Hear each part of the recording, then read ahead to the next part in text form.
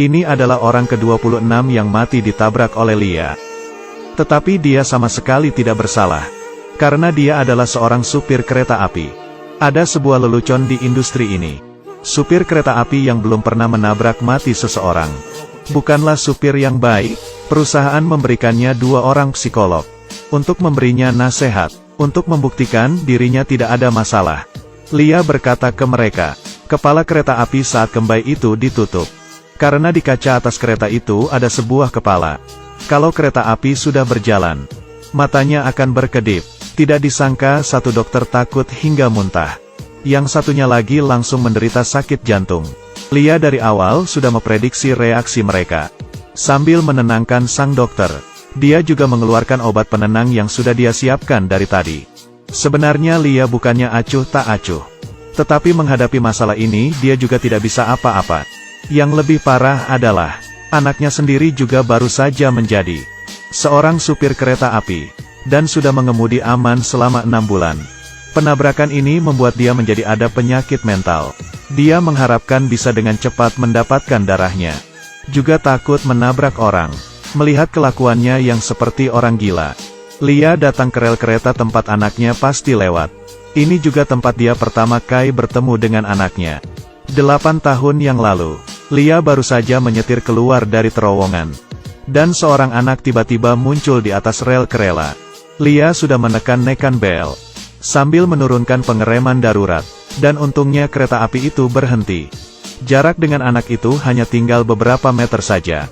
Lia keluar dari kereta. Dan bertanya kenapa dia tidak menghindar. Anak laki-laki itu berkata dia ingin mati. Dia bernama Sima.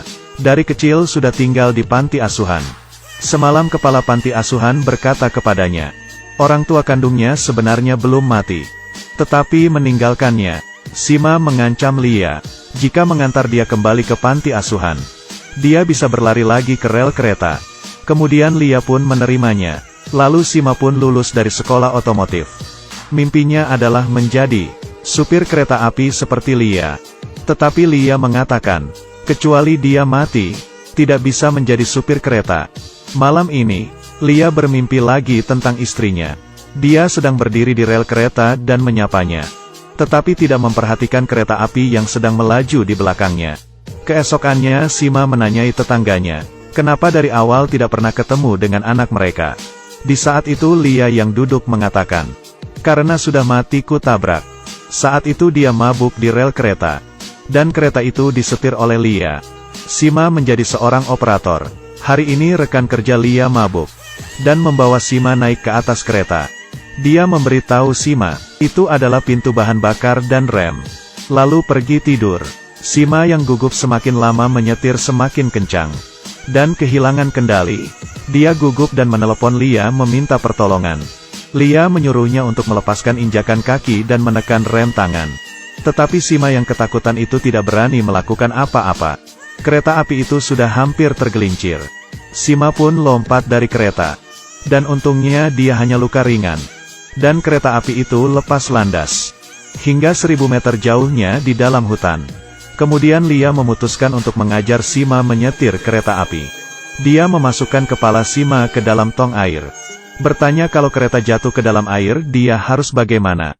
Sima dengan percaya diri menjawab menolong penumpang sekuat tenaga. Tak disangka Lia memasukkan lagi kepalanya ke dalam air. Dan berkata kepadanya dia harus menolong dirinya sendiri dulu. Seorang senior berkata kepadanya, bila di atas rel kereta ada kendala, hal pertama setelah menekan rem tangan adalah berbaring di lantai. Karena bila tertabrak sesuatu bisa jadi akan menghancurkan kaca. Dan langsung terbang masuk. Sebelumnya ada seorang supir menabrak seseorang yang kupet. Akibatnya sebuah benda terbang dan menusuknya. Senior yang lainnya berkata, dia sendiri sudah menabrak 23 orang. Pertama kali pasti akan mimpi buruk. Tetapi semakin lama juga akan terbiasa. Dengan begitu dia menerima pekerjaan itu. Tetapi tidak disangka dia menyetir aman selama 6 bulan. Semakin lama dia semakin takut. Dia berharap dirinya bisa dengan cepat mengalami kecelakaan. Juga tidak ingin menabrak orang. Dia menyetir semakin lama menjadi lambat karena di bawah tekanan stresnya. Hingga setiap kali melewati suatu jalan, Dia akan berhenti sebentar memeriksa lalu baru berani menjalankannya lagi.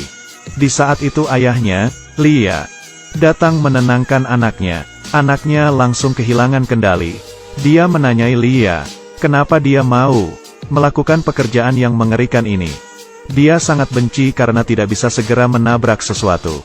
Meski itu hanya seekor ayam. Seorang kakek tua yang sudah mati juga tidak apa-apa. Lalu Lia langsung mengatakan kepadanya, dia sendiri sudah menabrak mati banyak orang. Tetapi ini berarti bukan hal yang perlu dikagumi. Keesokannya, Lia mulai mencari orang yang ingin bunuh diri. Dia di atas jembatan menemui seorang pria. Tanpa menunggunya membuka mulut, orang itu menyuruhnya lompat di tempat lain. Karena ini adalah tempat yang dia pilih duluan. Lia pun menjelaskan, dia bukan datang untuk merebut tempatnya, tetapi ingin melakukan sebuah transaksi. Jika besok sore pukul 2.32, dia bisa melakukan tindakannya di sini, akan memberikannya 100 euro. Tak disangka orang itu pun marah. Memangnya nyawanya hanya seharga 100 euro. Lia pun menceritakan masalah anaknya kepadanya. Tetapi menurutnya tetap sama saja. Kenapa dia tidak sekalian menolong anak muda itu? Akhirnya pria itu mengatakan suatu permintaan. Kalau Lia menciumnya dia akan menepatinya. Lia pun menolaknya, karena dia lebih memilih untuk mati daripada mencium pria. Keesokannya, Lia datang ke rel kereta yang pasti dilewati anaknya. Dia merapikan bajunya, lalu perlahan-lahan baring di atas rel kereta. Dan ini adalah hal yang bisa dia lakukan terakhir kali demi anaknya. Di saat yang sama operator menelepon untuk menyuruh anaknya menambah kecepatan.